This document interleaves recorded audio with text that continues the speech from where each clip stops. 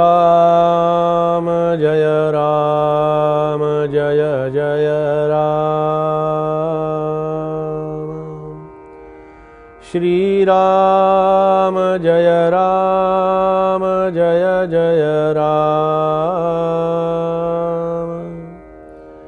श्री राम जय जय राम।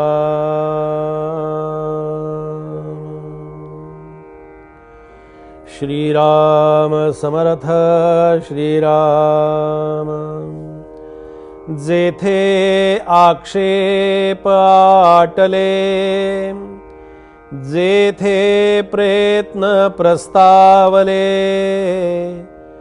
जेथे तर्क मंदावले, तर्किता निजवस्तुसी श्रीराम। श्रीमद ग्रंथराज दासबोधातील संत स्तवनाचं चिंतन आपलं सुरू आहे। या संत स्तवनामध्ये समर्थ असं म्हणतात की जेथे आक्षेप आटले, जेथे प्रयत्न प्रस्तावले, आक्षेपाला जिथे थारा नाही। आक्षेप कोण घेतं, कशावरती घेतला जातो आक्षेप? असत्य वस्तूवरती आक्षेप घेतला जातो, खोट्यावरती आक्षेप घेतला जातो, खऱ्यावरती आक्षेप घेतला जातो खरा, पण शेवटी खरे ते खरेची खरे असं समर्थांनी दासबोधातच म्हटलंय। आणि जे खोटे ते खोटेची खोटे। जे खरं आहे ते त्याला त्रिकाला बाधित आहे।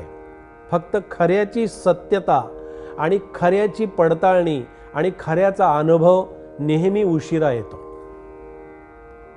सत्य वस्तूचा अनुभव नेहमी उशिरा येतो आणि तिथे माणसाची श्रद्धा डळमळीत होते। जे सत्य आहे त्याला वेळ लागणारच ना। सत्यता पडताळून पाहायची आहे तर ती सत्यता पडताळून पाहण्यासाठी मला माझी आत्मिक शक्ती जी आहे किंवा आतमध्ये असणारे जे काही आहे ते मला तेवढ्या पद्धतीनं ते शुद्ध सात्विक ठेवावं लागेल। आक्षेप केव्हा घेतला जातो? ज्या ठिकाणी माझ्या मनामध्ये समोरच्या वस्तूबद्दल किंवा व्यक्तीबद्दल अंतःकरणामध्ये द्वेष आणि मत्सर हा भरून उरलेला असेल तर तिथे माझे आक्षेप आहेत। आक्षेप हा सत्य वस्तूवरती कधीही कुणीही घेऊ शकत नाही।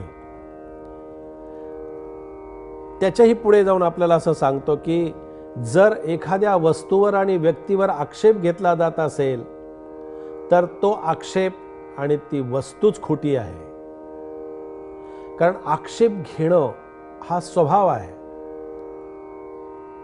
सत्यता पडताळून पाहता आली पाहिजे। आक्षेप घेत असताना त्याच्यामध्ये माझ्या स्वतःचा कुठेही स्वार्थ असू नये। जर मला आक्षेपच घ्यायचा असेल तर ती मी सर्वांच्या कल्याणासाठी सर्वांच्या विचारांच्या मध्ये ते कल्याणाची जर भूमिका माझी असेल तर मग ठीक आहे की बाबा याच्यामध्ये समाजाचा अनहित आहे, याच्यामध्ये समाजाचा घात आहे किंवा समाजाला याच्यातून काही भोगावं लागणार आहे असं जेव्हा वाटतं तेव्हा तो आक्षेप हा समाजाच्या कल्याणासाठी घेतलेला आक्षेप असेल तर एक वेळ मी म्हणतो क्षम्य आपण समजू त्याला।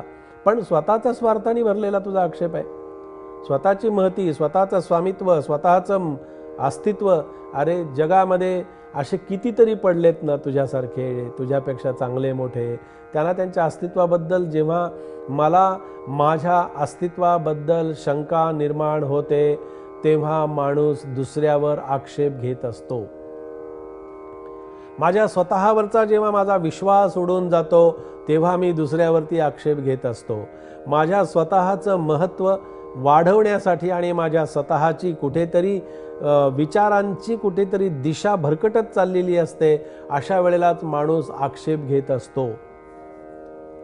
म्हणून जेथे आक्षेप आटले, ब्रह्मतत्वाबद्दल आक्षेप घेणं शक्य नाही, ती ताकद सुद्धा नाही कुणाची, ती शक्तीच नाहीये। सत्य वस्तूबद्दल आक्षेप घेणारा हा खरा कधी टिकूच शकत नाही सत्य वस्तूपुढे।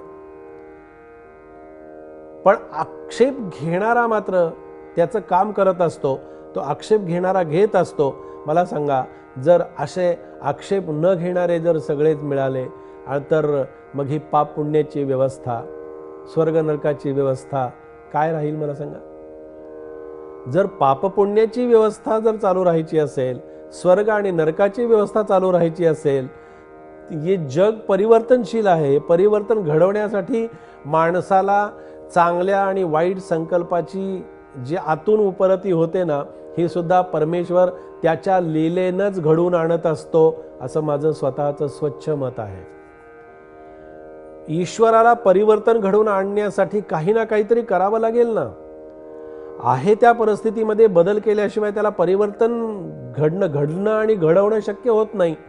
आपल्याला काहीतरी परिवर्तन घरामध्ये जर घडवून आणायचं असेल तर आपल्याला घरामध्ये बदल करत असताना आपल्याला स्वतःवरती काही नियम आणि स्वतःवरती काही बंधनं लादून घ्यावी लागतात. म्हणून जेथे आक्षेप आठले आणि जेथे प्रयत्न प्रस्तावले, प्रयत्नांनी सुद्धा समर्थ तर खरं प्रयत्नवादी संत आहेत, पण जिथे तुम्हाला सांगतो खऱ्या अर्थानं तिथे प्रयत्न सुद्धा तोकडे पडले. तोकडे याचा अर्थ असा की जिथे प्रयत्नांची सुद्धा परिपूर्णतेमध्ये प्रयत्नही जिथे काही करू शकले नाहीत, अशा संतांच्या अशा विचारांच्या माध्यमातून समर्थ या ठिकाणी सांगत असतात की तार्किक बुद्धीच्या दृष्टीनं शहाणपण जे चालतं ना मनामध्ये ते टिकत नाही. म्हणून ब्रह्मवस्तू कशी आहे ती तर्काच्या पलीकडची आहे. ब्रह्मज्ञान नित्य असल्यानं त्याच्यासाठी कुठल्याही प्रकारचे प्रयत्न करून त्याला जागवणं, त्याच्यासाठी काही करणं अपेक्षितच नाही. ब्रह्मतत्व सदैव अखंड माझ्यासमोर उभंच आहे, फक्त मला ते पाहता येत नाही. म्हणून माझ्या प्रयत्नांच्यासाठी आवश्यक असलेल्या प्रयत्नांच्यामध्ये मला त्या वस्तूचं ज्ञान करून घ्यायचं आहे. तर्क आणि कुतर्क याच्या पलीकडे जाऊन मला त्याची अनुभूती घ्यायची आहे. असाच हा समर्थांचा समर्थ विचार या संत स्तवनाच्या माध्यमातून आज आपण इथे श्रवण केलेला आहे. जय जय रघुवीर समर्थ.